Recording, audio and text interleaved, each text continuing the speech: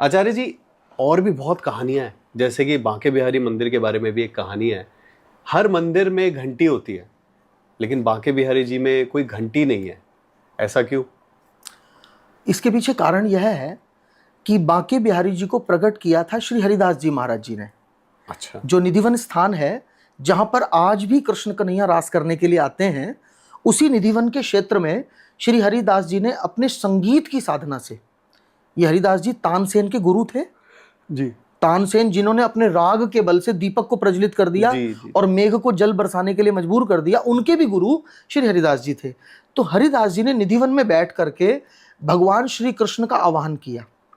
तो भगवान कृष्ण वहां पर उनके उस संगीत साधना पर प्रसन्न होकर के दर्शन दिए। जब भगवान ने उनको दर्शन दिया तो भगवान उस समय राधा और कृष्ण दोनों आए, अकेले नहीं आए, कृष्ण के संग राधा भी थी। तो जैसे ही राधा कृष्ण सम्मुख प्रकट हुए तो हरिदास जी ने नेत्र बंद कर लिए। अब हरिदास जी ने जब नेत्रों को बंद किया तो भगवान ने कहा कि बाबा, इतने वर्षों से आप हमारी साधना कर रहे हो, आज हम आपके सामने प्रकट हुए और आपने नेत्र बंद कर लिए, इसके पीछे कारण तो बतलाओ, कारण क्या है? तो बाबा ने कहा कि महाराज जी, आप अकेले नहीं आए, आपके संग राधा रानी आई हैं। बोले तो राधा आई तो इसमें क्या संकोच है?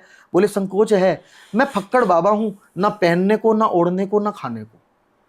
आपको तो जैसा खाऊंगा खिला दूंगा, और जैसा खुद लंगोटी पहनूंगा आपको लंगोटी पहना दूंगा। लेकिन राधा तो हमारी महारानी है, उनको तो 56 भोग भी चाहिए, उनको बनारसी साड़ी भी चाहिए, आभूषण भी चाहिए, मैं कहां से दूंगा? तो महाराज जी आप अकेले आओ तो मैं नेत्र खोलूं। तो झट राधा रानी जो थी वो एक ज्योति रूप में बनी और भगवान के भीतर प्रवेश कर गई, यहाँ हृदय में।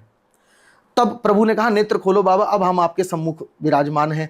तो बाबा ने नेत्र खोले तो लाला से, कन्हैया से उस समय कहा कि कन्हैया, मैं आपकी पूजा अपने पुत्र रूप में, अपने बालक के रूप में करूंगा।